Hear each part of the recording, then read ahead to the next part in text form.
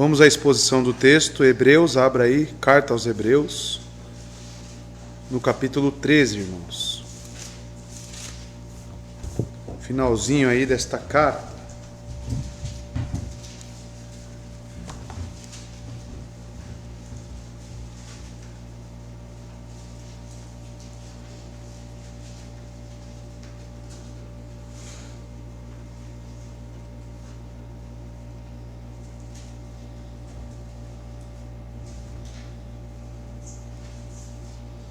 Hebreus 13, hoje irei pregar aos irmãos os versos 17 ao 19, tá bom? Primeira leitura, como já informado, aqui é sempre na versão King James, mas você pode acompanhar na sua Bíblia.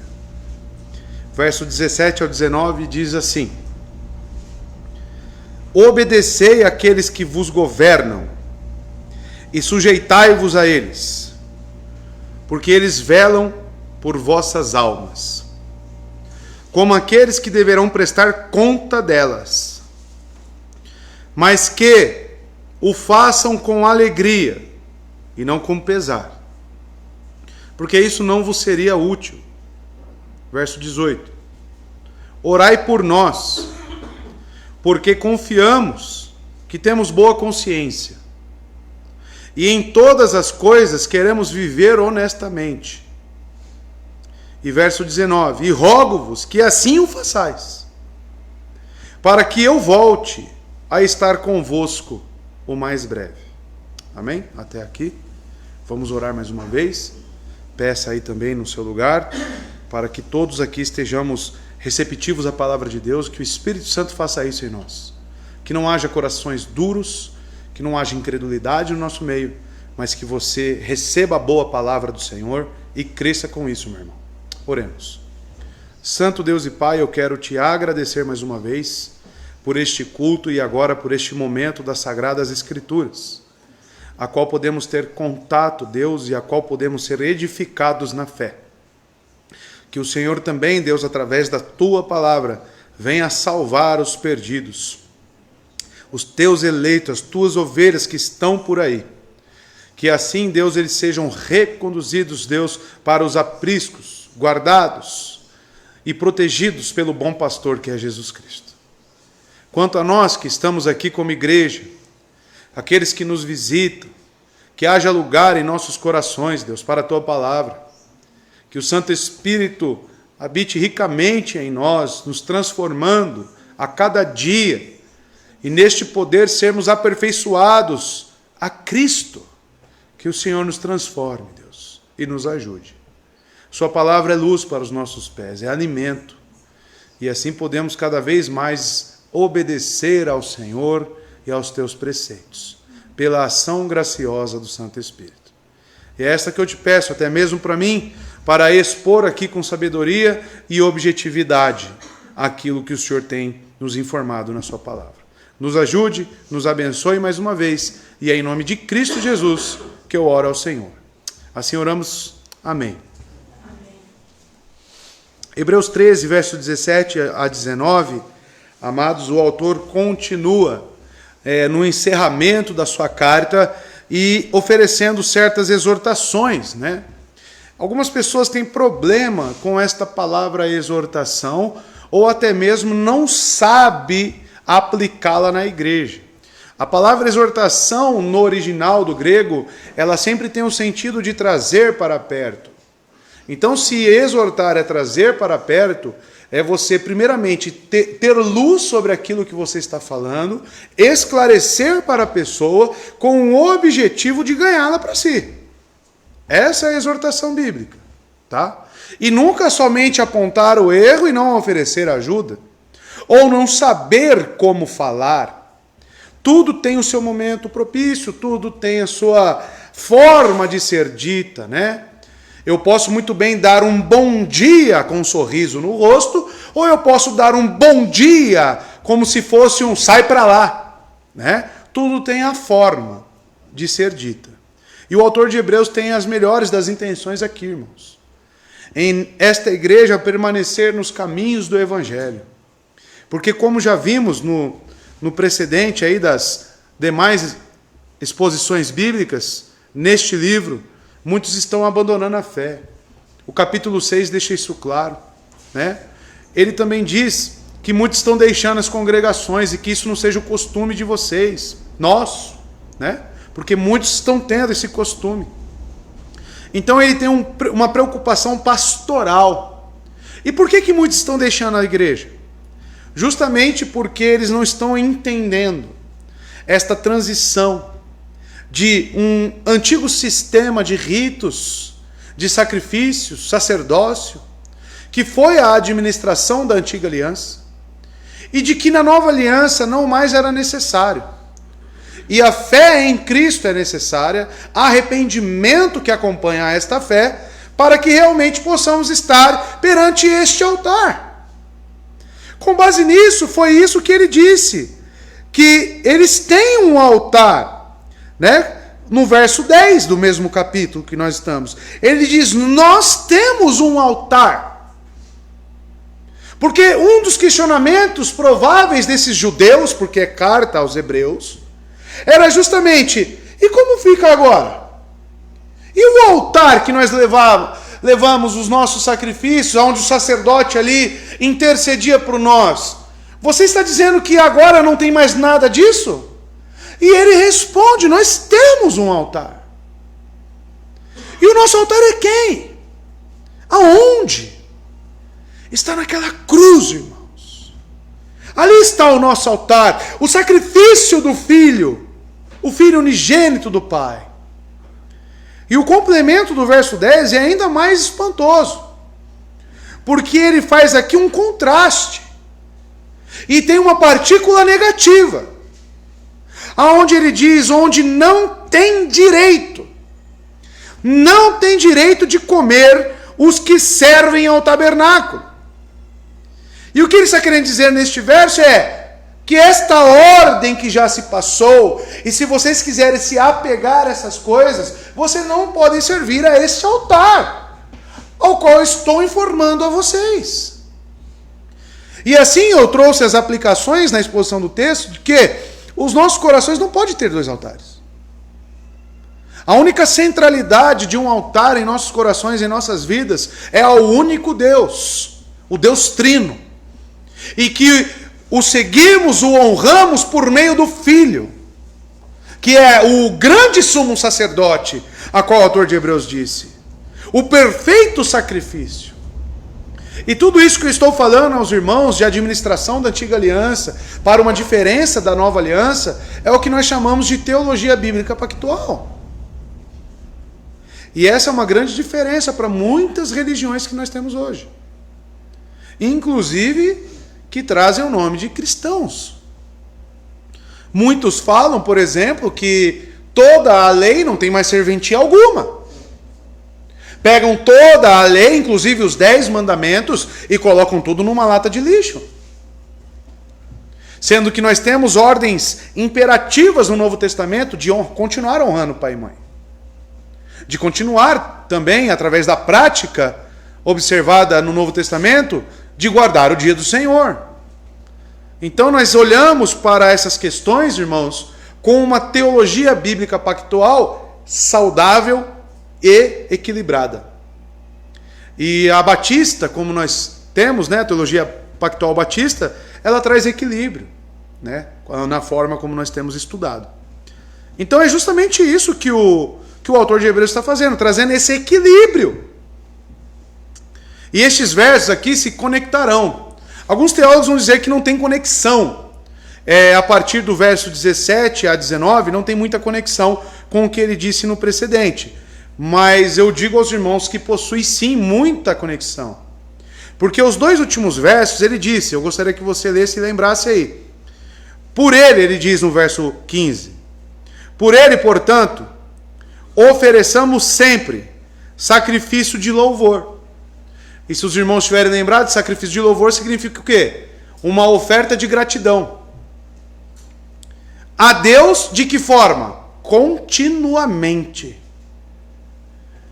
Isto é, o fruto, veja, o fruto dos nossos lábios, dando graças ao seu nome. O que ele quis dizer? Se nós temos realmente um altar, se nós professamos o nome de Cristo, se realmente nós estamos neste cristianismo vivo, que as nossas vidas, assim como Paulo diz em Romanos 12, seja um sacrifício vivo a Deus, um sacrifício de louvor, vidas gratas, entregues ao Senhor. E coincidentemente estamos em João, no final, e quando Cristo pergunta sobre o amor de Pedro para com ele, ele responde de que forma? Então apacenta as minhas ovelhas. Se você é grato a mim, se você reconhece eu como seu Salvador, então me sirva. Como? Cuidando daqueles que são meus. Então nós vemos que as nossas vidas também, aos olhos deste pastor, e dentro dessas exortações, nossas vidas também têm que estar a serviço do Senhor. E o fruto daquilo que professamos é justamente aquilo que sentimos para com o nosso Senhor, que é traduzido no nosso cotidiano aqui como irmãos. Para com os de fora também.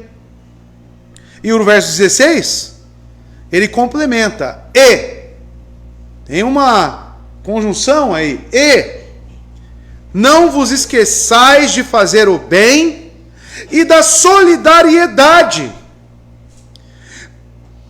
Porque de tais sacrifícios Deus muito se agrada. Então os irmãos percebem que o verso 15 e 16 está envolvendo a nossa conduta, tanto para com os da fé, quanto para com os de fora. E é continuamente esse estilo de vida, digamos, e que ele tem que ser condizente com a nossa profissão de fé. Nós temos que andar de forma como Cristo andou, porque nós professamos o nome dele. Isso dentro da igreja ou fora da igreja, onde seja. São vidas em sacrifício. Sacrifícios vivos. E ele no verso 17 entrará numa questão de como devemos viver aqui em comunhão. Ele oferecerá aqui exortações para o nosso convívio eclesiástico. Então esses versos se conectam ao 15 e 16. E também precisamos voltar ao verso 7, porque ele resgata o pensamento que ele já introduziu no texto. No verso 7 ele disse o quê? Lembrai-vos daqueles que vos pastoreiam, que vos que vos falaram a palavra de Deus, cuja fé deveis seguir, considerando a finalidade de suas admoestações. Então ele revisita a nossa postura e a nossa conduta para com os nossos líderes, para aqueles que nos pregam a palavra, para aqueles que têm nos aconselhado, nos ensinado e se dedicado ao serviço pastoral, uma liderança. Então, onde a mesma expressão líderes no verso 7 ocorre aqui novamente. E também voltará a ser citado no verso 24, perceba. Saudai a todos os que vos lideram, e a todos os santos. Os da Itália vos saúdam. Aqui já no encerramento da carta, nas saudações. Então, amados, primeiro o autor chama a nossa atenção para com nossa atitude com os nossos líderes. E aí eu te faço a pergunta, isso faz parte do seu sacrifício de louvor? A forma como você lida com os seus líderes ou pastores envolve a sua conduta cristã? Com toda a certeza. E isso fala muito sobre nós. Tá? E após o pedido do autor que os hebreus orem por ele, versos 18 e 19, nós temos ainda um pedido de oração pelos líderes. Então, dentro desses aspectos, dos versos 17 a 19, eu intitulei aqui a minha mensagem de deveres para com vossos líderes. Tá? E como veremos no texto, aqui nós temos ordens imperativas. Tá? Então, ou seja, realmente são deveres. o que nós veremos aqui, tá? Não são coisas opcionais para os cristãos. São deveres. E toda forma contrária ao que nós estamos vendo na autoridade bíblica do texto, toda forma contrária se torna então pecado. Transgressão. Então que os irmãos estejam atentos. Porque, infelizmente, eu digo aos irmãos que muitos têm pecado nesta área. Muitos. Tá bom?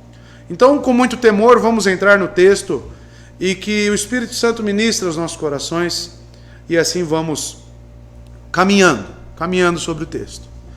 Verso 17, utilizando a João Ferreira de Almeida, vai dizer: obedecei a vossos guias, sendo-lhes submissos, porque velam por vossas almas, como quem há de prestar contas dela, para que o façam com alegria, e não gemendo, ou com peso, dependendo da sua tradução.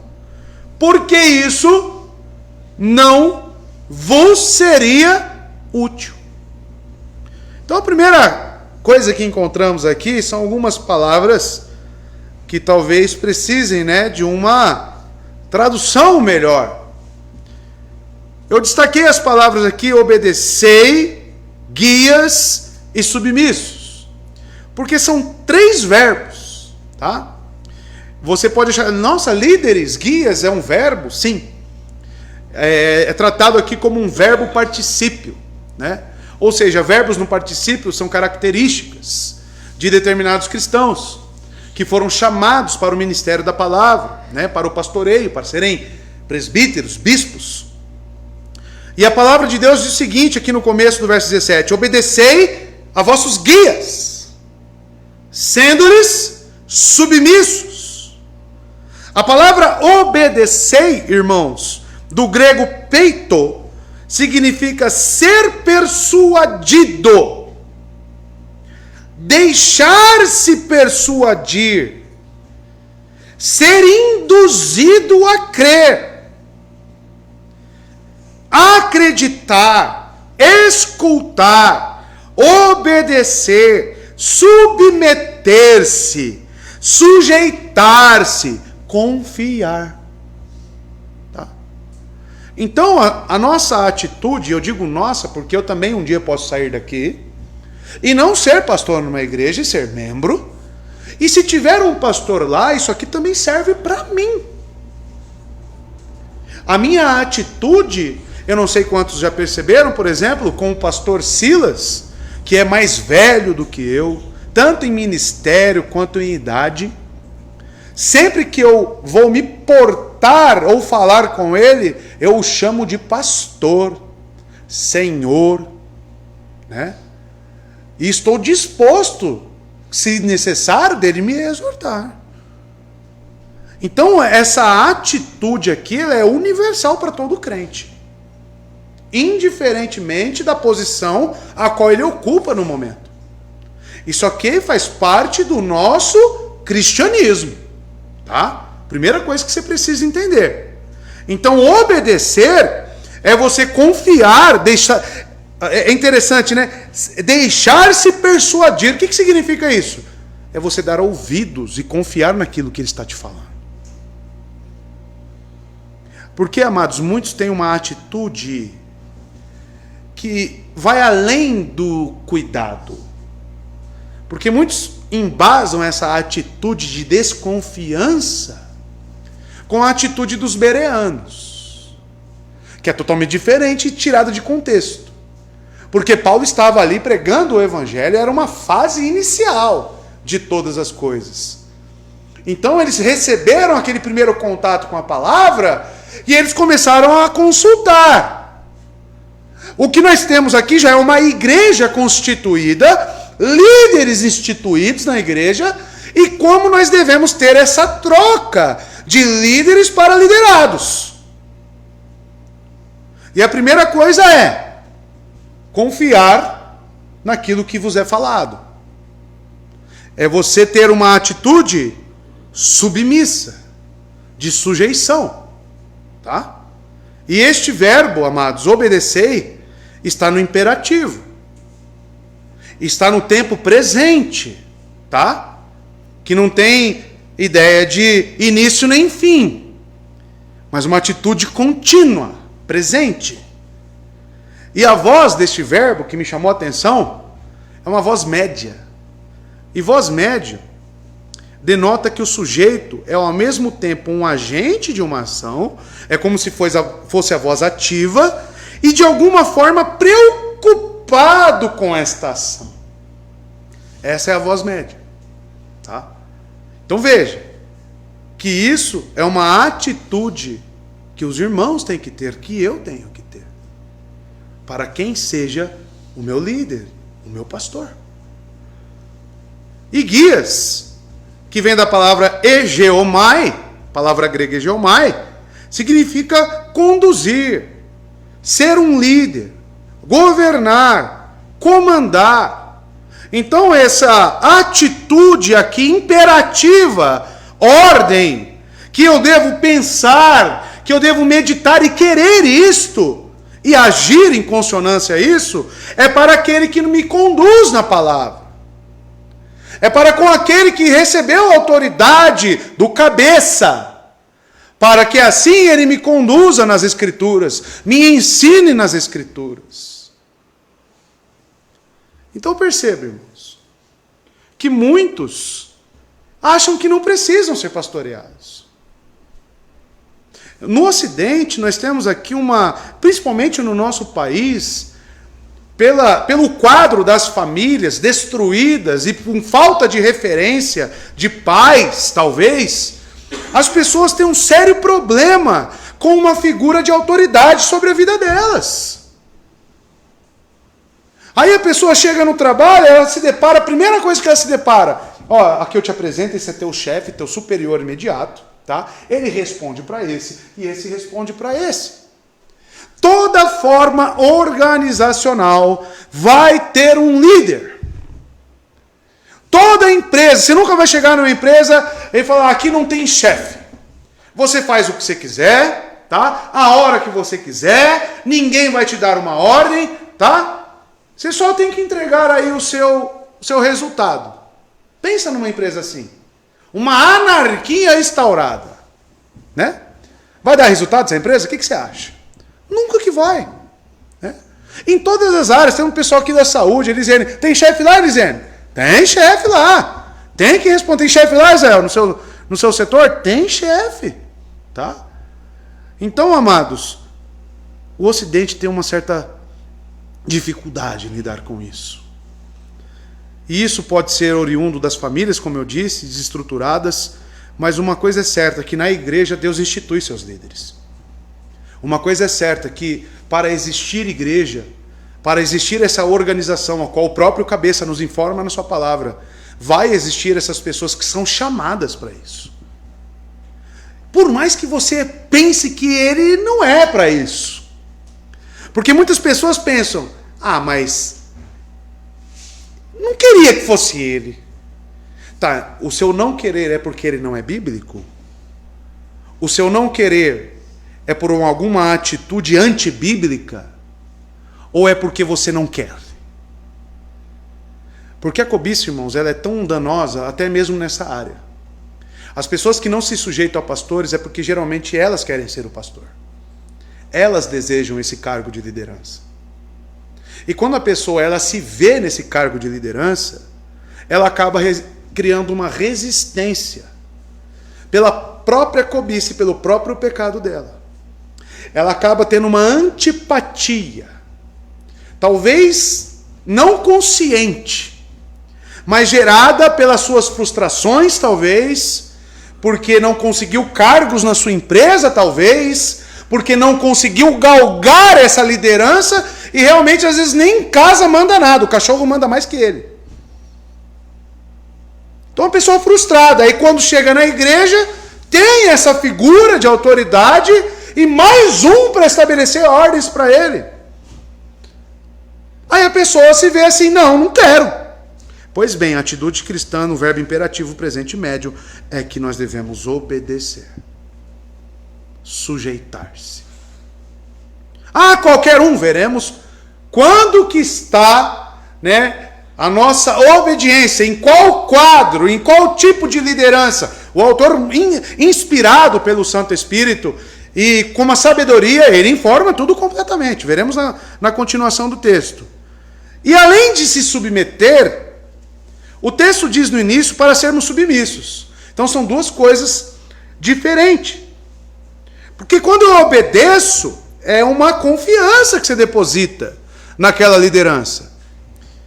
A submissão, que vem do grego upeiko, significa não resistir, se entregar, é como se fosse se render, né? Essa palavra. Aí eu já estou pensando na sua cabeça aí, você que é um pouco, né, rebelde, talvez, tem dificuldade, você já está pensando, nossa, essas palavras aí, render-se, entregar-se, né? Já está causando aversão dentro de mim, né? O coraçãozinho já está ali, né? Espinhoso, né? Pois é, irmão. O cristão, ele tem um caráter pacífico. E pacífico de que sentido?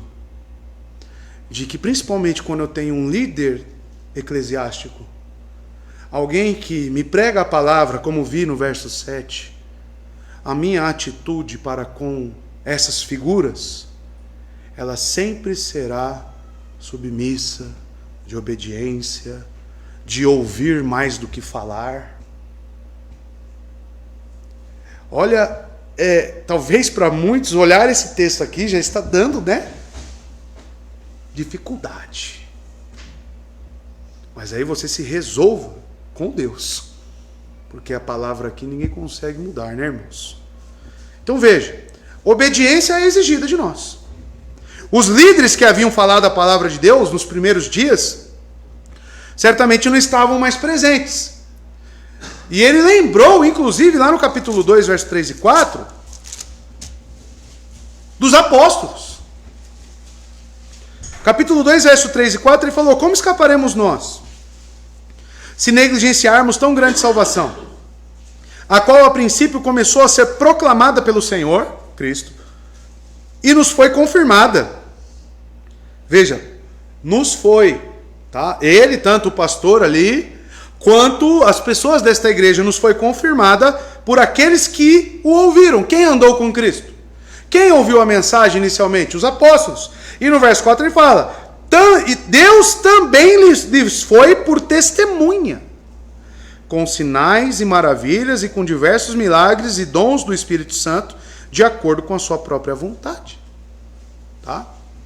Então, os apóstolos receberam esses dons especiais justamente para comprovar a mensagem e a propagação da mesma. Dito os apóstolos. O autor de Hebreus lembra deles. Lembrai-vos daqueles. Os líderes iniciais. Então, amados, a falta de obediência, se está sendo aqui tocado neste assunto, obediência, submissão, é porque existe esse problema no seio da igreja. Quem dirá hoje? Observe a admoestação do autor: para que não sejam levados por todos os tipos de ensinos estranhos. Ele disse isso no verso 9. Logo após que ele fala: lembrai-vos daquele que vos pastoreia, que vos fala a palavra de Deus.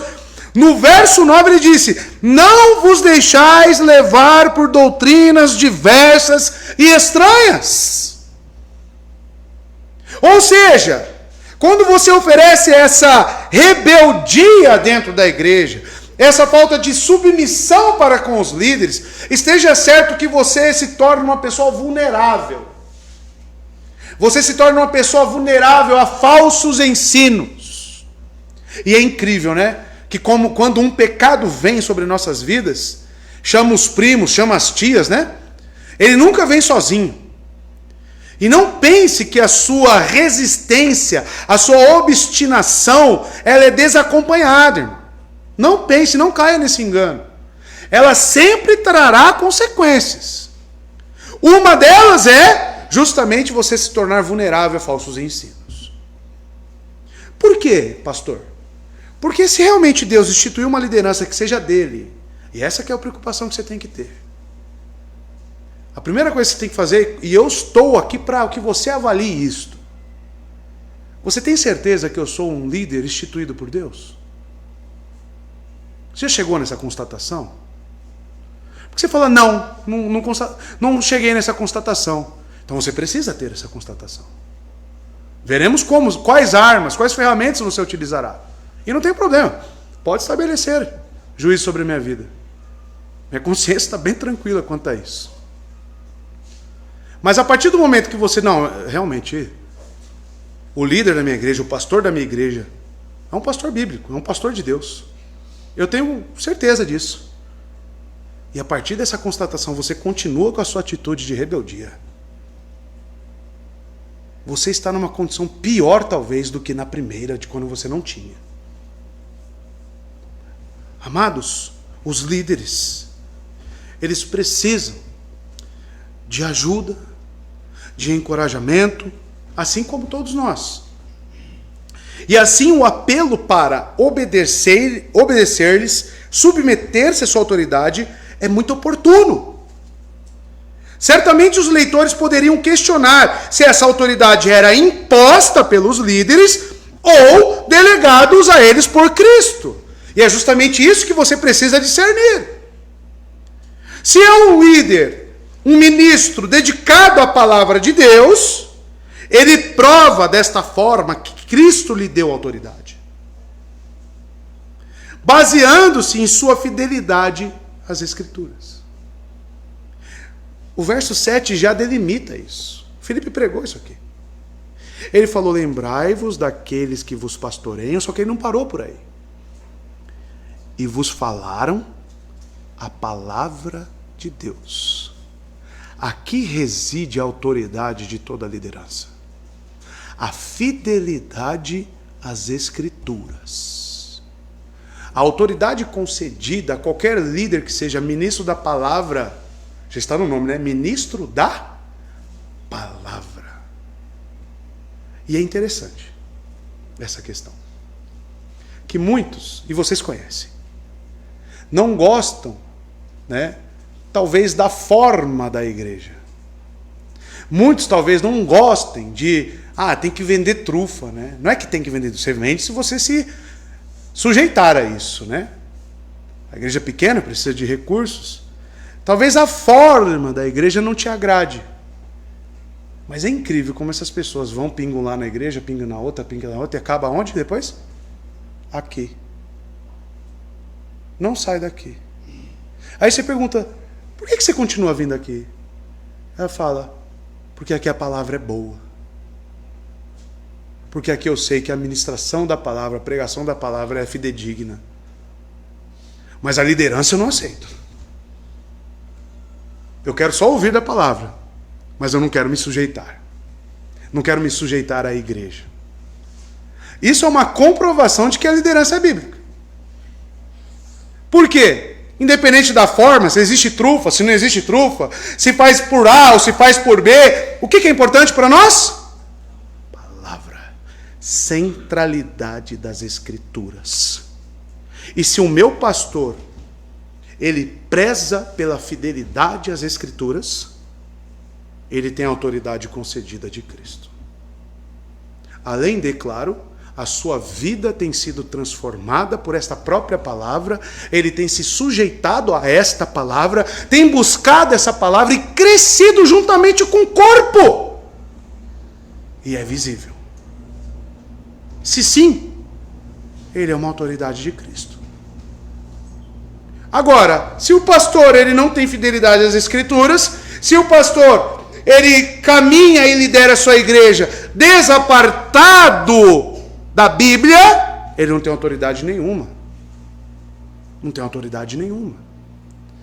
Então, amados, é como Paulo diz, né, em 1 Timóteo 5, verso 17, o nosso dever de honrar nossos líderes. Perceba, os presbíteros que lideram bem a igreja são dignos de dupla honra, especialmente aqueles cujo trabalho é a pregação e o ensino.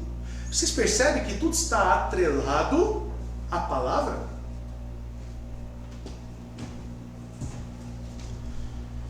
E o texto continua, irmãos. Porque velam por vossas almas. Essa palavra aqui também é um verbo, velam, né? Que ela significa estar acordado, né? Velar, né? Vai ficar velando aí esse corpo até quando? Já ouviram essa expressão? E é justamente isso, é estar acordado, vigiar, estar sempre atento. Tá? O verbo é um indicativo, né? Verbo no indicativo. O tempo também é presente, é uma atitude ativa. Então aqui já começa a delimitar a quem você deve a sua obediência e submissão. Sabe aqueles pastores que não estão preocupados com a sua alma, que começa pela infidelidade às Escrituras, e isso passa para uma certa negligência com a sua alma.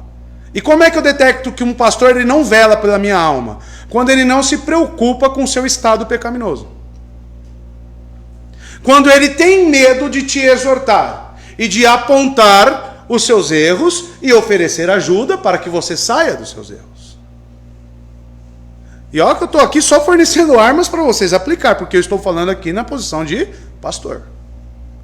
E a pergunta que você deve responder é: eu velo pela sua alma? Quantas vezes eu te chamei de canto e falei sobre o seu pecado e que isso precisa ser corrigido? Agora existem pastores, né, como já ouvi N histórias. Pastor, eu caí no pecado da masturbação. Aí o pastor fala: não tem problema, meu filho. Isso é porque você é novo. Isso é por causa dos hormônios, né? Vai em paz. Aí eu me pergunto, uma pessoa dessa vela pela minha alma?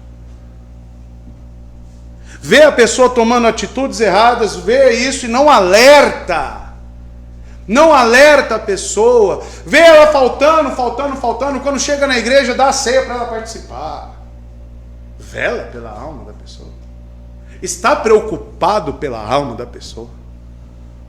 E isso já é o segundo passo que demonstra que esta pessoa que age desta forma abandonou as Escrituras. Abandonou a preocupação com essas ovelhas. Ezequiel é muito claro quanto a isso. Ezequiel capítulo 3, verso 17 e 18, quando fala daqueles atalaias, estão lembrados? Olha o que diz lá. Olha o que diz. Filho do homem, disse ele, eu o fiz sentinela, falando o profeta, para a nação de Israel. Por isso ouça a palavra que eu te digo. Olha onde está a autoridade dele. Ouça a palavra que te digo. E leve a eles a minha advertência. Quando eu disser a um ímpio que ele vai morrer, e você não o advertir, nem lhe falar para dissuadi-lo dos seus maus caminhos, e salvar a vida dele, aquele ímpio morrerá por sua iniquidade. Para mim, porém, você será responsável pela morte dele. Então quem é o responsável pela morte do ímpio? Um pastor que age dessa forma que eu acabei de ilustrar, e a pessoa morre naquele pecado como um imoral. Imorais habitarão no céu, herdarão o reino de Deus. Quem será o responsável daquela pessoa que recebeu esta autoridade proveniente da palavra, conhece que aquilo é pecado, porém não informa, não exorta? Essa pessoa não vela pela alma. O sangue daquela pessoa, se ela morrer naquele estado, estará sob a responsabilidade deste pastor. Deste pastor. Será que é algo a se temer? Será que é uma posição que deve ser feita de qualquer forma? Principalmente sem fidelidade às Escrituras? Pois é, irmãos. Aqui estamos vendo os cuidados prestados. Os líderes levam a sério a tarefa dada a eles por Deus. Eles cuidam de vós. Então a primeira coisa de estar numa igreja, você tem que constatar isso. O meu pastor cuida de mim. Ele está pronto Ele está sempre ali? Eu tenho acesso ao meu pastor? Eu posso confessar a ele, pedir aconselhamento a ele? E quando eu falo do meu pecado, ele me exorta? Ele se preocupa comigo? Então vocês começam a perceber por que é necessário essa atitude submissa. Por que é necessária essa atitude submissa? Então eles cuidam de vós. Eles literalmente perdem o sono por causa do bem-estar espiritual dos crentes. E isso minha esposa é testemunha. Quantas noites eu nem dormi, preocupado com problemas da igreja? Quantas noites eu nem dormi por causa de você, meu irmão? Por causa da sua rebeldia. Por causa da sua obstinação. Quantas coisas eu já ouvi? Né? Ela está aqui, ó. Depois eu pergunto para ela. Quantas vezes eu chorei por você? Você sabe disso? E não estou falando isso aqui para, ganhar um troféu ou ganhar confetes em cima de mim, não. Eu estou falando porque aqueles que prezam pela palavra e pastoreiam o rebanho de Deus, de certa forma Deus os aperfeiçoa nesta área de se preocupar.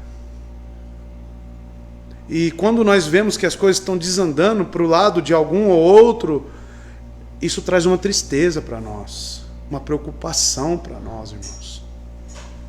Estranho seria se eu não sentisse nada, se eu ficasse despreocupado. Eles conhecem a palavra. Sabe um texto que me faz tremer nas bases? Sabe um texto? Mateus 25. Ai de vós, líderes, que tornam os filhos do diabo 2 vezes mais filhos do diabo. Quantos ais tem ali? Você já viu? E sabe o que é um ai? É como se fosse um sentimento de dor, de pesar. Pode ser ilustrado em N coisas. E quando eu leio aquilo, eu tremo. Eu fico pensando, olha só o que está me imposto. Então, irmãos, os pastores que realmente velam pelas almas, eles fazem isso com temor. Agora os lobos, os falsos, fazem isso para ganhos, tá? Visando lucros, visando outras coisas. Os líderes ficam com a congregação, andam juntos, são vigilantes em cuidar dos membros. O pastor, quando você vai lá no Oriente, amados, na antiguidade, até hoje mesmo, o pastor ele fica no meio das ovelhas, dorme com as ovelhas, para cuidá-las, porque à noite vem os perigos, então ele fica lá. Às vezes, quando tem mais de um pastor, eles fazem turnos para cuidar das ovelhas. Estão sempre vigilantes. Ele deseja nutrir essas pessoas espiritualmente, preveni-la dos ataques enganosos e administrar a disciplina quando necessário. Quando o pastor fica falando, faz a sua provinha, estuda, faz isso, faz aquilo outro, fica exortando, pega no pé das mães, que fica lá colocando lá, é pro seu mal. Estranho seria se eu ficasse quieto. Estranho seria se eu não me preocupasse com a sua família, meu irmão. Mas as pessoas recebem esses alertas de que forma? O autor aos Hebreus está preocupado com a saúde espiritual da igreja. Ele está sofrendo por aqueles que estão apostatando da fé. Cada pessoa que volta ao judaísmo aqui é uma faca que entra no peito desse pastor. Porque ele ama, porque ele cuida, porque ele vela. Amados, esta palavra velam, eles cuidam de vocês. É exclusiva a este lugar e denota uma vigilância, um cuidado, uma diligência. mesmo que isso envolva dificuldade ou perigo. Jacó cuidou dos rebanhos de Labão à noite. No entanto, esses líderes literalmente cuidam da alma de vocês.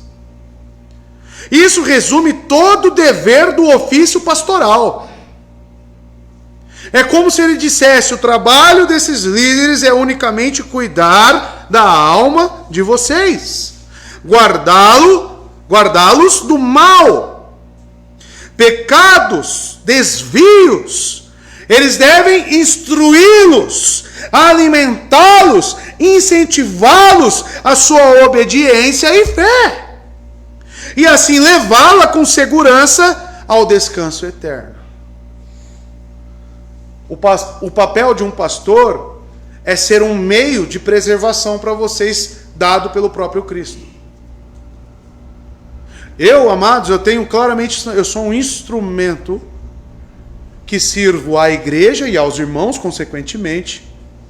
Estou trabalhando para o Senhor Jesus Cristo como um meio de preservação. Falando: opa, por aí não. Ei, vem para cá, anda mais perto. Olha, está faltando muito. Olha, você está priorizando mais trabalho. Olha, você está deixando sua família. Olha, você está fazendo isso. Olha, você está com cobiça. Olha, você está fazendo aquilo.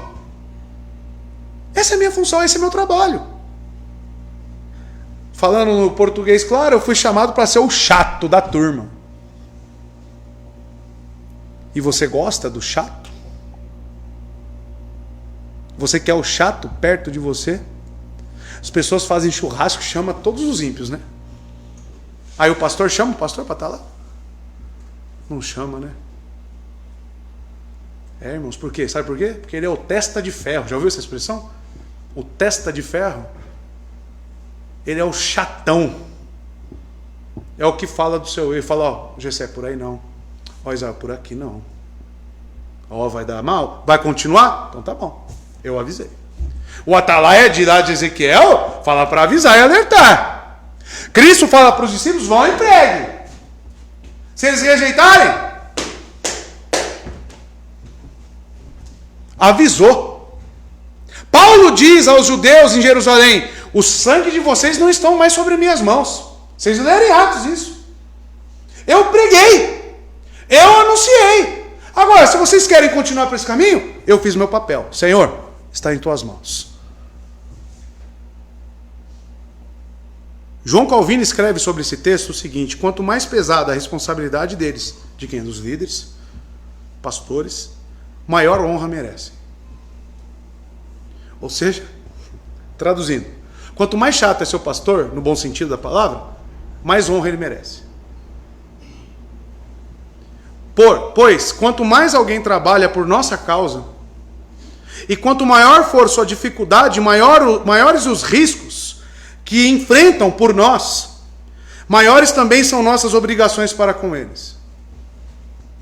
Então tem uma certa proporcionalidade equivalente.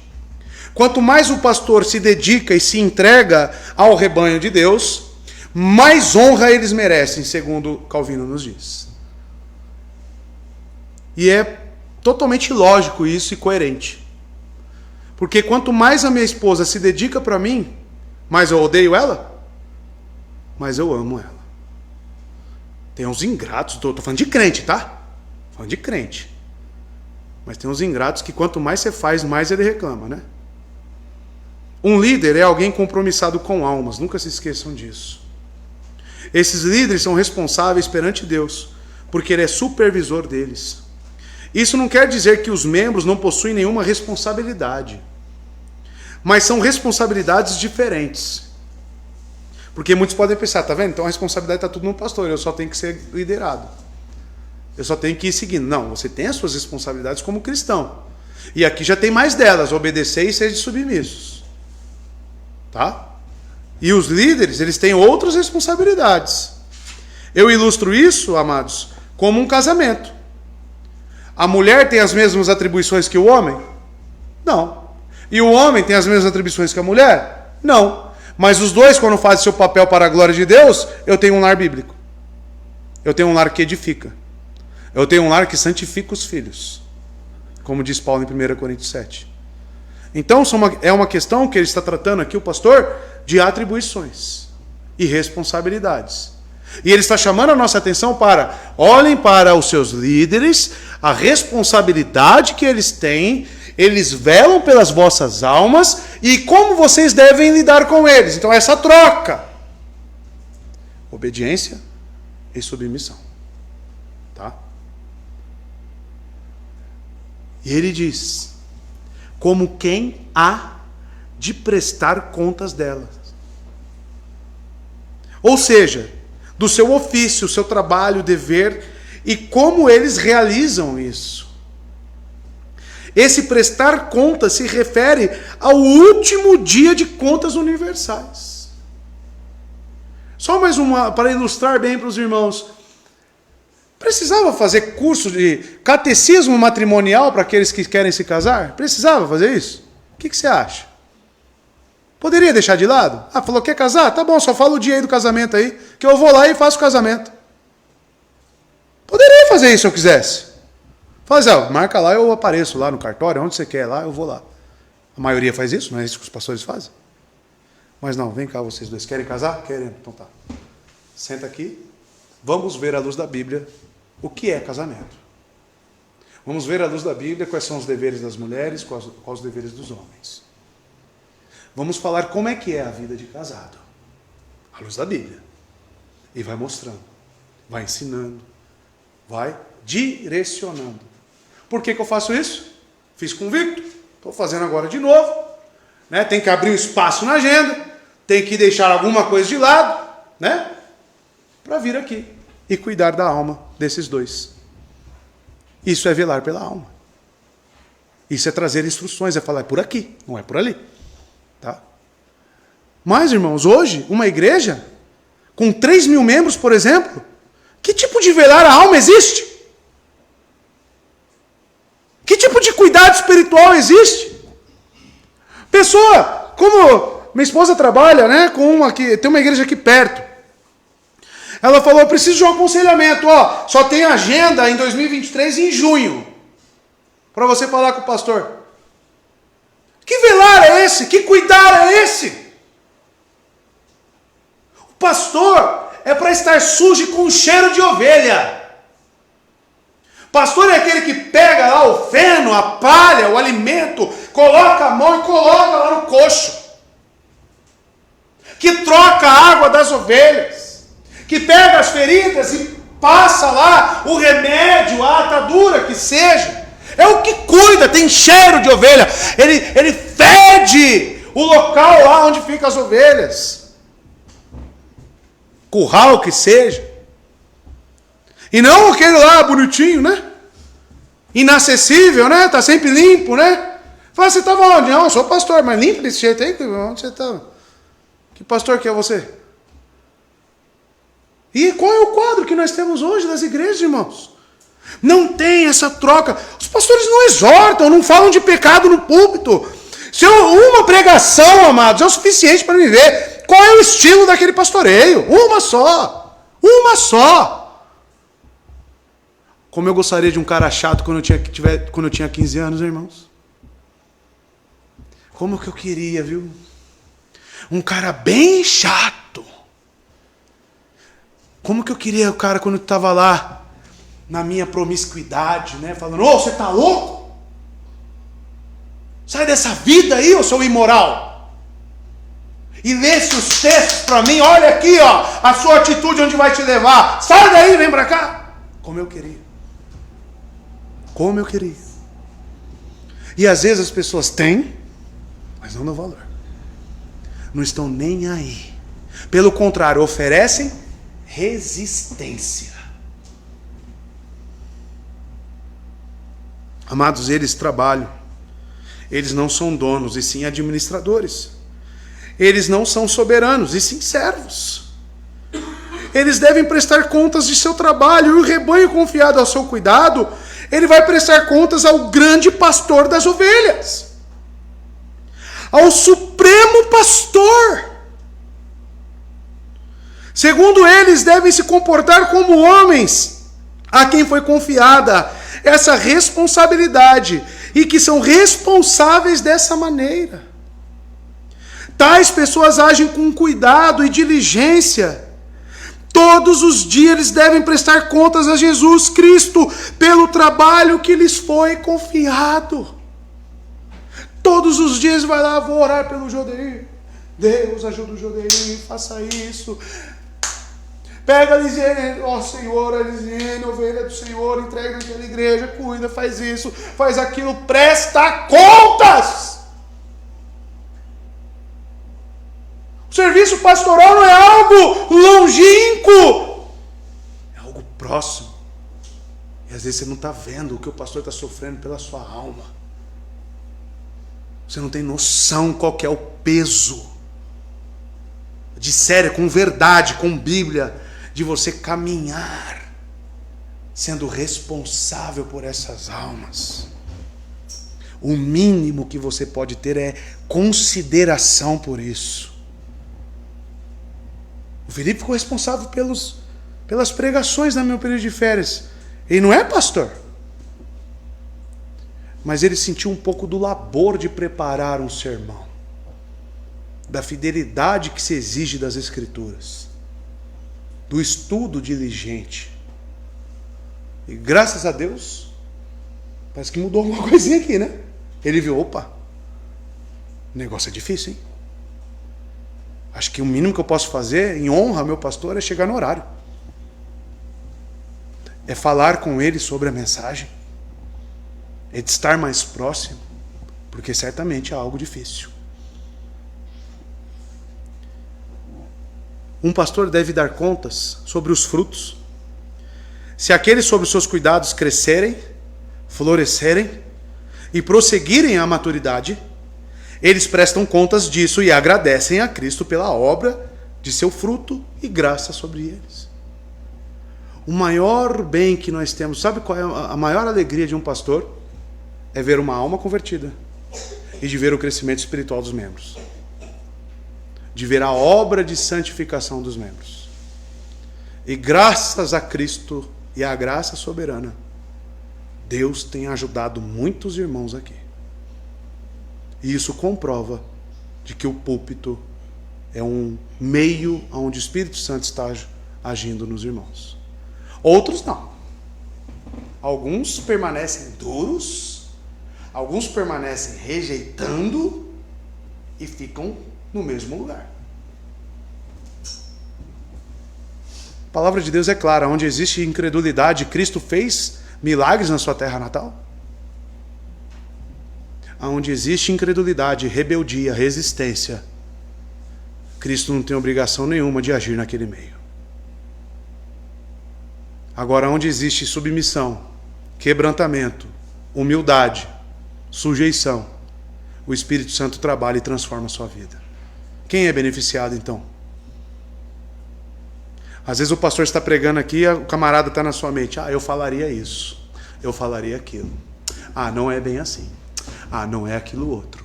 Você é quem? É Deus? Você é quem? É o novo Lutero? Você é quem?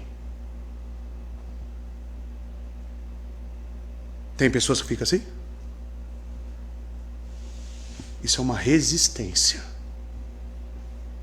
Você está dizendo automaticamente que Deus errou, que não era para eu estar aqui, era para você estar aqui. Então Deus está todo errado. É a mesma coisa quando você reclama do seu marido ou da sua esposa. Então Deus errou, né? Ele me deu a tampa da panela certinho e falou: não quero essa, eu quero uma maior. Aí sua panela é desse tamanho. Mas você quer uma tampona desse tamanho. Aí Deus é errado, Deus não sabe o que faz. Se você continuar nessa resistência, você vai continuar estagnado na sua vida espiritual. Se o seu pastor é bíblico, preza pela fidelidade às Escrituras, e se ele te exorta, vela pela sua alma, se sujeite a ele, aonde quer que seja. A proporção de responsabilidade obriga a honra, como vimos. Então, amados, se eles devem prestar contas a Jesus Cristo, eles colocam isso diante dele, lamentando com pesar e tristeza. E de fato, as palavras seguintes nos trarão clareza sobre isso, de transformar os trabalhos dele em peso ou em alegria, tá? E é o que diz aqui na continuação do verso: para que façam com alegria e não gemendo. E isso aqui traz uma aplicação e uma pergunta para você. Você, na sua atitude na igreja, traz mais peso para o pastor ou traz a alegria? Irmãos, a coisa mais triste que acontece é quando eu fico sabendo da sua situação pela boca de outros irmãos. Por quê? Muitos membros, eles têm coragem de falar com outros irmãos, talvez pela passibilidade desses irmãos, de não querer exortar. É aquela pessoa ao qual você fala dos seus problemas, o que você está fazendo, mas ele não te traz uma exortação bíblica. Então é fácil, né? Eu chegar e me abrir com uma pessoa que não vai falar que eu estou errado, talvez. Simplesmente é um ouvido. Mas a notícia corre, né, irmão? Aí o pastor chega num dia informal, numa situação, pastor fulano está passando por isso.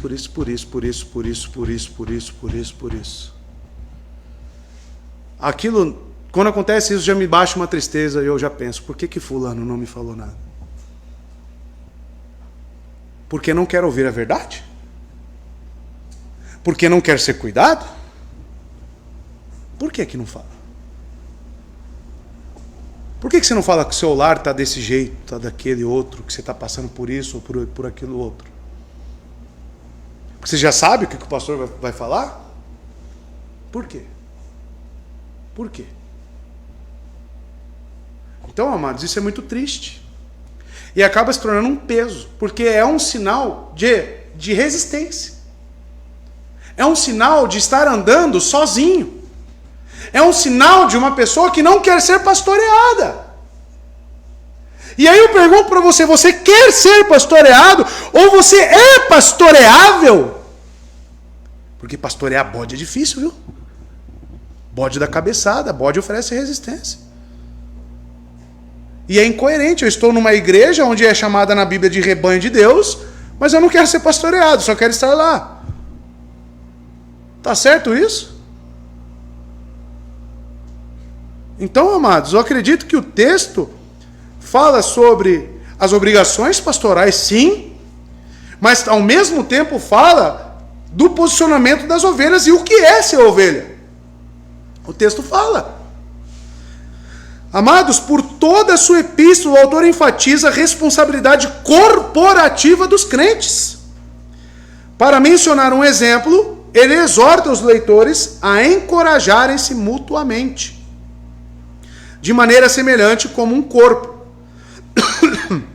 Eles devem responder a seus líderes, pois então há alegria nos relacionamentos interpessoais na igreja.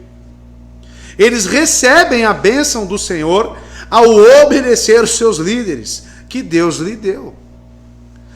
Ou seja, irmãos, quando você oferece resistência, quando você não tem essa troca interpessoal nos relacionamentos dentro da igreja, com o seu pastor, quem deixa de ser abençoado é você. Não é o pastor André, você tem que entender que se ele é alguém que foi instituído por Deus naquela igreja, e se pastor X ou Y foram instituídos por Deus naquela igreja, não é questão de simpatia ou não. É uma questão de sobriedade, de falar, Deus, se é o Senhor que o instituiu, e eu tenho aqui as provas bíblicas de que ele realmente tem buscado ao Senhor, pregado a sua palavra, eu me sujeito. Por quê? Porque o Senhor o instituiu para me abençoar. O Senhor o instituiu para me abençoar. Estão entendendo, irmãos? E quando você oferece resistência, na verdade você está querendo ser Deus. Infelizmente. As pessoas que trazem alegria são as pessoas que querem andar junto. A alegria que o autor fala aqui, fazer esse trabalho com alegria, é justamente ver esse crescimento e esse relacionamento cada vez mais próximo. Agora, o que deixa o pastor mais triste, irmãos, e eu aprendi nos primeiros anos pastorais, né, apesar de não ter muitos anos a igreja, Mas no primeiro ano, segundo ano, a maior reclamação que eu fazia para minha esposa era: poxa, parece que os irmãos não se preocupam comigo. Parece que os irmãos não estão nem aí, sabe? Não mandam uma mensagem, não tem essa troca, não tem essa vida na vida. É tão estranho isso. Parece que é só um relacionamento de dia de culto. Parece um clube. Uma frieza, sabe? Não se aconselham. Graças a Deus muitos melhoraram, mas outros permanecem do mesmo jeito.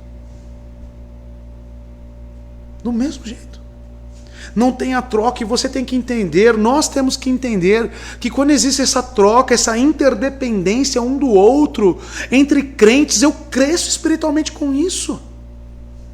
Quando eu caminho com o meu pastor, eu cresço, independentemente de quem ele seja. Se ele é bonito, se ele é feio, se ele tem barba, se ele não tem, se ele é careca, se ele é cabeludo, a minha simpatia com ele não interessa. Interessa se ele é bíblico, interessa se ele se dedica às escrituras, interessa se ele tem buscado isso para a vida dele e tem crescido espiritualmente. É isso que interessa. Não interessa se ele é novo, como Timóteo, ofereceram resistência a Timóteo. E Paulo escreve que não despreze seu pastoreio pela sua idade. Tem gente que parece, acha que se eu pintar o cabelo de branco, igual neve, aí a pessoa vai começar a querer caminhar junto. Tem gente que, não, eu tenho a mesma idade que ele, eu não ouço ele. Então tá bom, vai lá. Quantos anos ele tem? 34, eu também tenho. E não, eu sou mais velho que ele, eu tinha que estar na posição dele. Vai nessa caminhada aí, meu irmão. Vai, continua. Nessa rebeldia, nessa resistência, nós fomos chamados para compor o rebanho de Deus e caminharmos juntos, irmãos. E quando isso não acontece, o trabalho não é com alegria. O trabalho é gemendo. É gemendo. E não queira ter um pastor desanimado, porque aí todo o trabalho será desanimado, com tristeza. Então veja que uma atitude sua, por mais isolada que seja, ela pode trazer uma consequência para o todo.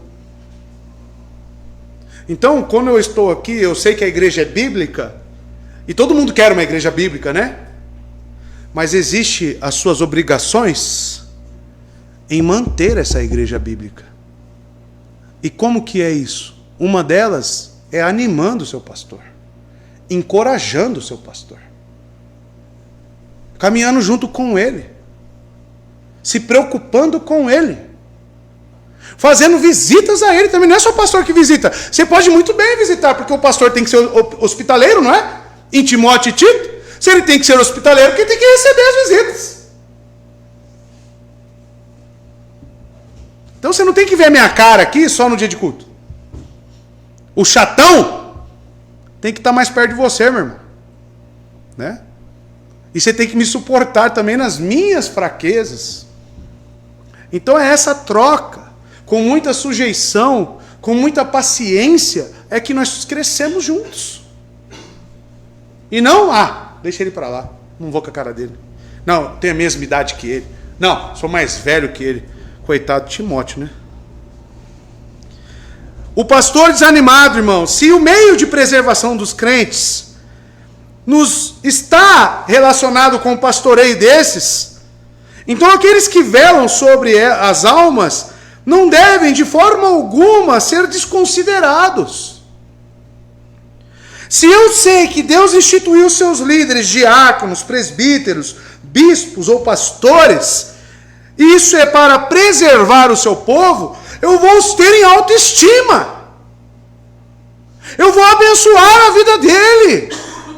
Eu vou falar, pastor, como irmãos já fizeram. Pastor, não desanima não, pastor. As mensagens que o senhor tem trazido têm abençoado o meu lar. Isso não é para engrandecimento meu, é para a glória de Cristo. Mas para que o meu serviço, ele seja animador.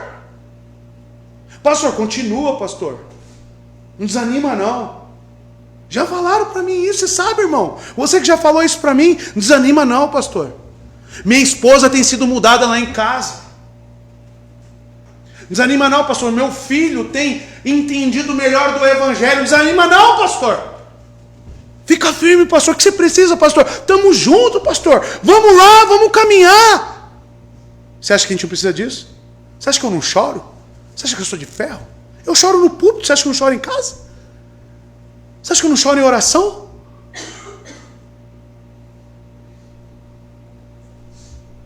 Para que façam com alegria e não gemendo. Tá? Se o espírito do pastor ele está opressos pela tristeza, tomados pela tristeza ou cansados, ainda que sejam sinceros e fiéis, serão dominados pelo desânimo. Porque suas energias ao mesmo tempo se esvairão juntamente com o seu entusiasmo. E uma das coisas que eu sempre oro a Deus, Deus, que eu não venha desanimar por causa dessas coisas, Deus. Que eu consiga estar entusiasmado sempre com a sua palavra e com o cuidado do seu rebanho, por mais difícil que seja, porque não tem valor algum, irmãos. Um pastor desanimado só prejudica ainda mais o rebanho. Eu posso ser fiel, trazer uma mensagem bíblica, mas se temperada com desânimo e com apatia, fica ruim para todos. E é o que ele diz no finalzinho do verso. O que ele diz? Porque isso não vos seria útil. Um pastor com pesar não é útil para o rebanho de Deus. Não é útil. Ao dificultar o trabalho e a vida dos líderes, quem vai sair perdendo? É o todo. Não, pastor. A sua resistência, você pode pensar que fere só a mim. E tem pessoas que gostam, né, de ser, né, cutucar o pastor, de oferecer, né, de ficar ali espizinhando, né, como diz minha esposa, espizinhando a vida do pastor, né? Ele pensa, não, esse pastor aí, ele vai ver, eu vou lá, mas ele vai ver. Eu vou ficar lá, eu não sei que pensamento que é esse, mas eu vou ser uma pedra no sapato dele. Aí vai, fica minando o trabalho, minando. Saiba você que tem esse pensamento, que você não está ferindo só a mim. A sua atitude primeiro é para quem é o dono da igreja. É contra ele. E segundo, você está afetando um todo, porque só está desanimando o pastor e está ferindo todo o trabalho. Vale a pena? É melhor você ficar na sua casa. É melhor. O texto é claro, porque isso não vos seria útil. Tá? Os líderes podem testificar diante do Senhor que advertiram a pessoa desviada, que escolheu não abandonar o pecado. Essa pessoa morrerá em seu pecado, mas os líderes estão livres da culpa. Finalmente, então, o Senhor vinga e julga seu povo. Como nós vimos no capítulo 10, verso 30, né? E 31.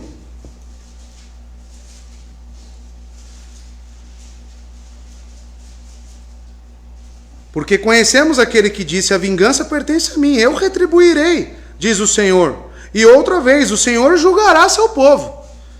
E verso 31, coisa terrível é cair nas mãos do Deus vivo. Então, o meu papel aqui é falar, o nosso Deus é fogo consumidor. Nosso Deus é justo, também é amoroso. Mas se você permanecer dessa forma, o seu final não é bom. Então, se você quer continuar, aí é por sua conta e risco. De maneira pastoral e prudente, o escritor de Hebreus observa que um relatório triste, ao invés de alegre sobre a conduta espiritual dos leitores, não será vantajoso para nenhum deles. E se o autor escreve isso, é porque ele está sofrendo o quê com essa igreja? Justamente essa tristeza, com o abandono de muitos da igreja. Veja a situação pastoral. Eu posso até imaginar este pastor escrevendo esta carta aos prantos, irmãos, em lágrimas. O autor é um líder que geme. Aparentemente, o escritor era um dos líderes da igreja que recebe a carta. Desenvolveu-se uma tensão entre ele e os leitores, e talvez por causa dos seus ensinos sobre o sacerdócio de Cristo. Essas doutrinas eram difíceis de aceitar para os crentes judeus, pois eles estavam acostumados a pensar no sacerdócio. Pensem em judeus acostumados com o sistema levítico. Aí chega esse pastor chatão e fala: está tudo errado. Abandonem isso. Olhem para Cristo. Olhem para o único sacrifício. Olhem para o sangue perfeito que expia os nossos pecados. Pensa como ele sofreu resistência dos ouvintes. Quantas pessoas devem ter falado como Paulo? Quantas pessoas colocam o apostolado de Paulo em jogo? Hoje nós lemos isso, né? Em 1 Coríntios, capítulo 9. Ele falando sobre isso. No 7 ele falou: eu julgo que eu tenho o Espírito Santo, então me ouça. Então me ouçam. O autor, então, é um líder que geme, irmãos. Por quê? Porque está aqui recebendo resistência dos seus ouvintes. Devemos cuidar, então, daquilo que nos preserva, irmãos. E o que nos preserva? A igreja de Cristo. Pregando sobre Noé, falando da arca, nós aplicamos que a arca que nós temos hoje, o meio de preservação é a igreja de Cristo. Aonde recebemos alimentos, aonde temos aqui irmãos para nos encorajar, para nos exortar. Então devemos preservar, devemos lutar por isso. O apóstolo diz que será algo completamente sem proveito para o povo provocar lágrimas e mágoas em seus pastores. Pense que atacar o pastor é ferir o corpo. Atacar ou oferecer resistência ao pastor é você colocar peso sobre a vida dele. Vale a pena isso? Amados, se submetam, sejam obedientes. Ele adiciona isso aqui, irmãos, o autor, para demonstrar que não podemos ser incômodos, desobedientes aos nossos pastores, sem pormos em risco a nossa própria preservação na igreja. Dificilmente 1 em 10 leva isso em conta. Por quê, pastor? Porque as pessoas são egoístas. As pessoas não pensam no todo. As pessoas só querem ser atendidas. As pessoas só querem ser servidas, não querem servir a ninguém. Então é muito difícil achar pessoas que se preocupam com a igreja e se preocupam com o pastor da igreja. Mas ao sentarem no domingo aqui, querem uma mensagem bíblica. Ao chegarem na quarta-feira aqui, querem que o texto seja trabalhado. Querem que o grego seja trabalhado. Querem que a gramática seja trabalhada. Querem que tudo seja trabalhado no texto. Quer aprender, aprender, aprender. Mas e o que você favorece ao corpo? O que você acrescenta na vida do seu pastor? O que você ajuda? O que você fala? O que você faz? Tem pessoas, irmãos, que só são peso. Infelizmente. Por causa desse hedonismo, desse egoísmo, que é o centro da vida delas. Aí são resistentes e trazem mágoas. 1 Pedro 4, verso 15 a 17, Pedro nos dá mais exortações de como devemos viver nesta troca. Se algum de vocês sofre, que não seja como assassino, ladrão, criminoso, ou como quem se intromete em negócios alheios. Mas como devemos viver? Contudo, se sofre como cristão, não se envergonhe, mas glorifique a Deus por meio desse nome. Por que eu coloquei esse texto aqui? Porque envolve a sua atitude cristã na igreja. Se submeter e se preocupar. Então não sofra sendo um resistente, um obstinado. Sofra sendo um cristão. Se sujeite. Ofereça os vossos corpos como sacrifício vivo no corpo do Senhor. Sirva a igreja de Deus. Verso 18. Orai por nós, porque estamos persuadidos de que temos boa consciência. sendo desejosos de, em tudo, portar-nos corretamente. Orai por nós. A oração pelos líderes acompanha a disposição de obediência e submissão. Amado, a pessoa que só oferece resistência, obstinada, não se aconselha, não anda junto com o pastor, será que ora por ele? Será que ora por ele? Você acha? Quem ora por mim? Eu sei quem ora por mim. Minha esposa, quem se preocupa comigo no corpo, aqueles que estão juntos. Agora, aqueles que caminham sozinhos, difícil, triste, traz peso. O autor diz, e veja, por que é deveres para com os nossos líderes, devemos orar por eles. Vocês sabiam que eu oro pelo pastor Silas? Vocês sabiam que eu oro por ele? Pela igreja dele? Pela família dele? Para que ele continue aqui desempenhando um papel, principalmente, que tem abençoado vidas. E nem meu pastor ele é. Eu oro por ele. Você ora por mim? Mas quer a mensagem bíblica, né? No final de semana. Quer sentar aí, né? E quer receber o alimento, né? Será que você não é um hipócrita? Será que você não é um mentiroso? Será que o seu Deus não é o seu umbigo? Que não se sujeita a ninguém? Que não ouve ninguém? Que não caminha com ninguém? Avalie isso na sua vida, meu irmão. Será que Deus fez tudo errado e você está certo? Você é o Deus perfeito. Você é o perfeito, né? Avalie a sua vida, meu irmão. Veja onde vai levar essa sua arrogância, essa sua prepotência. Velada, né? Velada. O pedido de oração aqui é semelhante aos encontrados, por exemplo, nas epístolas de Paulo. Romanos 15, 20, 2 Coríntios 1, verso 11 a 12. E dentre outros textos, onde ele pede, orem por nós, irmãos. Vocês percebem que existe essa troca, essa interdependência, os membros cuidando do pastor, o pastor cuidando dos membros, e assim nós vamos caminhando e sendo preservados? Agora sozinho eu vou chegar aonde? Lugar nenhum. Se em Atos as pessoas eram salvas e acrescidas na igreja, aonde? Aí você está na igreja e quer caminhar como se não houvesse igreja. Olha a incoerência na cabeça das pessoas. Eu estou numa igreja, eu quero uma igreja bíblica, mas eu não me sujeito e não tenho compromisso nem relacionamento com os meus irmãos, nem com o meu pastor. Olha a incoerência. Aonde que o pecado da prepotência e arrogância leva as pessoas. A esposa vai lá, pede aconselhamento, o marido não sabe dar, não pergunta para o pastor, não se submete ao pastor.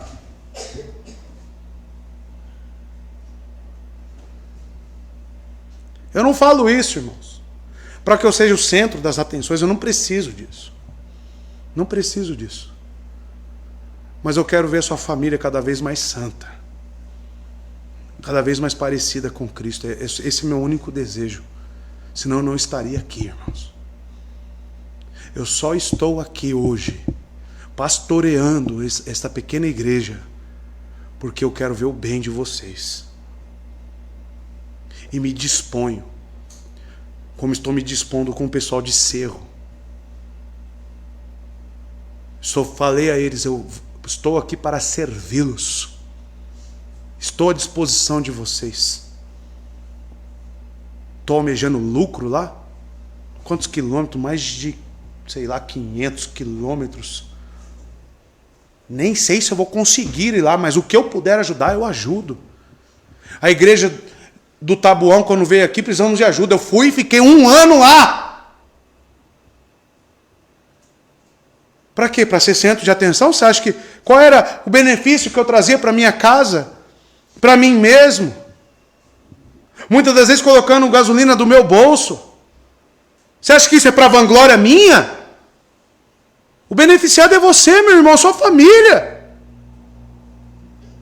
Então agradeça a Deus e tenha um caráter bíblico. de submissão e obediência. No mínimo. No mínimo. Ore por nós. E aqui nós começamos a ver que a igreja primitiva também tinha uma pluralidade de líderes. Não só um líder. Não só um pastor. Como nós vemos no final da carta, né? Saudai a todos os que vos lideram.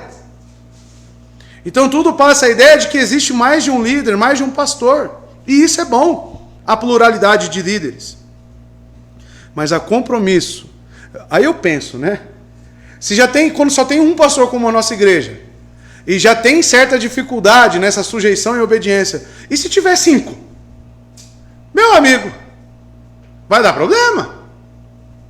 Porque um vai querer só ser submisso àquele que fundou a igreja, o outro vai querer ser submisso só àquele que é mais simpático e fala mais docinho, o outro vai querer mais esse, o outro vai querer mais o outro, e a submissão não é condicional aqui à sua simpatia. É aqueles que exercem liderança no corpo de Cristo. Então, se hoje eu estou aqui, amanhã não estiver mais, a sua obediência e submissão continua sendo a mesma. Tá? Desde que ensinem a palavra de Deus. Porque estamos persuadidos, diz o autor, de que temos boa consciência, ele diz. Ou seja, uma consciência limpa. O texto original traz a palavra para, né? Ou porquê. Na minha versão está porquê aqui, a João Ferreira de Almeida. Que liga ao pedido de oração. A razão por qual causou o pedido. A sentença, então, é como se ele estivesse dizendo, parafraseando, orai por nós para estarmos certos de que temos uma consciência limpa. O escritor está tentando dizer aos leitores que está ciente do desconforto deles acerca da sua instrução e exortação. Tá? Mas ele, ao mesmo tempo, não está oferecendo má vontade, irmãos, mas sim para que eles confiem, para que eles continuem, para que eles orem. Ele pode entender que alguns dos leitores não estão satisfeitos com a abolição dos preceitos levíticos, por causa da tradição dos pais. Mas em seu próprio coração o escritor está persuadido de que sua consciência está limpa. É mais ou menos como eu sempre digo aos irmãos. Irmãos, sempre que eu trago um ensino para vocês aqui, eu estudo. Eu me dedico. Tá? Eu não saio falando coisas da minha cabeça e inventando as coisas. Eu busco respaldo. Antes de começar a exposição em Gênesis, por exemplo, eu cheguei, Felipe, pergunta lá para o seu pastor, ele é testemunha disso, para o Saião, que é hebraísta e focado, especializado no Antigo Testamento, quais são os melhores livros de comentários exegéticos para o livro de Gênesis. Não foi isso? Comprei de 4 a 5 livros, gastei lá uma nota. Para que eu fiz isso? Para que eu traga um ensino coeso, fidedigno aos irmãos. Confissão de fé, você acha que eu saio saindo da minha cabeça? Eu que nem tenho tanta habilidade em inglês, pego materiais em inglês. Claro que eu uso o Google lá, mas tem que trabalhar ali, ver alguma coisa, ver se está certo, ler outra coisa, ler aqui. Para quê? Para trazer um ensino coeso para os irmãos. E assim eu fico de consciência tranquilo. Mas mesmo assim sempre aparece um. Não é bem assim não. Ah é? Não é bem assim? Então tá bom. Infelizmente. Infelizmente. Né? Rasgam o trabalho, o amor que você colocou naquele alimento para trazer. Eu acho que o mais certo seria você procurar outra igreja. Ou abrir a sua própria igreja, né? Como minha esposa às vezes fala, por que fulano não abre a igreja dele, né? Aí ele toca do jeito que ele quiser, mas quer ficar espizinhando o corpo de Cristo. Só trazendo tristeza, só trazendo coisas ruins para o corpo. Isso é uma atitude de cristão, irmãos? É como o autor está dizendo aqui, confie em mim. É mais ou menos isso, ele diz, confie em mim. Eu sei o que eu estou falando sobre a diferença da antiga aliança para a nova aliança. Eu sei o que eu estou falando. Muitos acreditam que era um apóstolo, né? O próprio Calvino, nos seus escritos, fala que o autor era um apóstolo. Ou seja, alguém que caminhou com o próprio Cristo, que entendeu tudo isso e essa diferença. E aqui ele está falando, porque estamos persuadidos de que temos boa consciência. Então ore por nós, irmãos. Confie em nós, eu não sou um enganador, ele está dizendo. Sendo desejosos de, em tudo, portar-nos corretamente. Vocês percebem que ele está oferecendo defesas para si próprio? Como Paulo faz? Ele sabe que seu trabalho pastoral foi e é feito de forma honrada. Ele expressa o desejo de que possa, no futuro próximo, continuar seus deveres pastorais entre os leitores. De seu ponto de vista, seu relacionamento com os leitores e sua conduta estão acima de qualquer reprovação. Ele enfatiza que sua disposição para com a palavra vem em primeiro lugar para viverem de maneira irrepreensível. Por isso que ele diz, sendo desejosos de, em tudo, portar-nos. Está falando sobre ele e os outros líderes também. Portar-nos corretamente. E aqui vem mais uma atribuição para que você olhe para o seu líder, seu pastor. Ele tem desempenhado esse esforço, esse desejo de se portar corretamente sempre? É isso que você tem que se preocupar. Se o pastor, ele também está procurando fazer veredas retas para os seus pés. Para se ele está buscando a paz para com todos e a santificação também. Porque ele é tão pecador quanto os irmãos. É um pecador conduzindo outros pecadores. Mas a graça de Cristo sobre todos nós e cada um dentro das suas responsabilidades. Verso último, 19. E com instância vos exorto a que o façais. O quê? O que ele disse no verso anterior. Orem por nós. Para que eu, mais depressa, vos seja restituído. Esse pastor ainda preza, mesmo em tanta resistência, em tanta obstinação, ele quer ver os irmãos de novo. Ele quer estar próximo dos irmãos. Ele diz, com instância vos exorto a que façais. Na King James está aí, rogo-vos que assim o façais. Um pedido especial.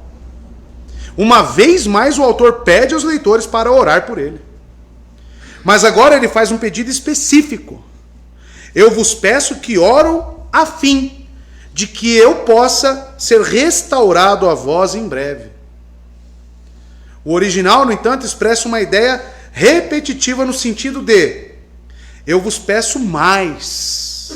Né? É como se estivesse enfatizando bem, orem mesmo, para que eu esteja logo com vós. Por isso que muitos falam que é Paulo, né? Porque Paulo faz muito isso. Então o escritor sugere que ele deseja insistir mais e mais na oração pública por sua eventual reunião. Seu desejo é estar com os membros da igreja. Pastor que é pastor, irmão, ele gosta, ele ama estar no corpo, entre as ovelhas. É ali que o pastor quer ficar. E o final é claro, né? Para que o mais depressa vos seja restituído. Aí surgem algumas perguntas. Onde está o escritor? O que está impedindo ele de visitar os leitores? Se você olhar o capítulo 10, verso 34, ele fala que ele esteve preso, né? Pois vos compadeceste de mim em minhas prisões. Possivelmente poderia estar preso, né? O que é importante, no entanto, é que entendemos a importância do pedido especial do autor. Isso me fez pensar no caráter de um pastor, que mesmo preso, ele continua pensando no corpo. Mesmo preso, ele continua pensando nas ovelhas. É alguém que realmente vela pelas almas, se preocupa. Então, amados, a única coisa que é exigida de você é obedeça e seja submisso. Ajude seu pastor. Não tenha uma resistência, um caráter totalmente duro e incrédulo. Então, amados, o escritor zela por esses laços de paz, harmonia. E ele quer ver esses laços cada vez mais fortes. Ele ora por unidade no Senhor, por essa razão ele profere a bênção pastoral, que é única. Todas as vezes que eu vejo algo que me deixa totalmente incomodado é quando eu percebo certos pontos de intriga dentro da igreja, tá? Eu já fico assim com a atenção. Pessoas que vêm com comentários, né, para plantar contenda, para colocar em xeque aquilo que o pastor está ensinando. Isso não é um caráter que abençoa. Isso é um caráter que espalha, né? Então nós prezamos, e principalmente um pastor preza pela unidade. E se tem alguma coisa ferindo isso, nós temos que acabar. Nós temos que estar atentos, tirar do nosso meio qualquer coisa que maltrate o corpo ou que rompa esses laços. Porque veja, o autor, ele preza por esses laços. Ele quer estar próximo, ele quer estar junto. Orem por nós. Então, fazendo um apanhado desses 3 versos, podemos ver que submissão, acoplado com obediência, oração e unidade são as coisas que devemos buscar. Nesses 3 versos vemos quais as responsabilidades dos membros. Desde preservarem a palavra, envolvendo o trato com os ministros, porque quando eu tenho um trato especial com os ministros da palavra, quem que é abençoado com isso? Quando você não traz peso para o pastor, o corpo é abençoado. Tá? Então, aqueles 3 pilares que aprendemos na EBD, vocês devem ser preservadores da palavra. O texto traz isso no sentido de quê? De você prezar pela vida do seu pastor. De você não colocar peso. De você obedecer e ser submisso. Então, amados, orando também por eles. De forma que Deus lhes conceda um coração afetuoso e persevere na fé. Esteja animado e que Deus cada vez mais fale com este pastor na sua palavra e assim ele traga os ensinos. Quem será abençoado com isso? A igreja, os irmãos. E ainda um desejo para que a igreja esteja sempre unida e completa.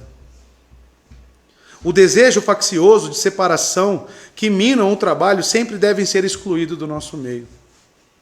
Porque assim como o pastor vai prezar pela unidade, você também deve prezar pela unidade do corpo.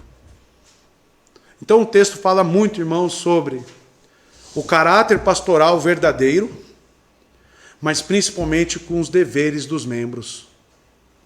Mais uma vez, então, Deus nos abençoando com a sua palavra. Amém? Que possamos nos esforçar, irmãos, aprender com essas palavras e começar a agir. Que os irmãos busquem essa maturidade e essa aplicabilidade das Escrituras. Amém? Em nossas vidas.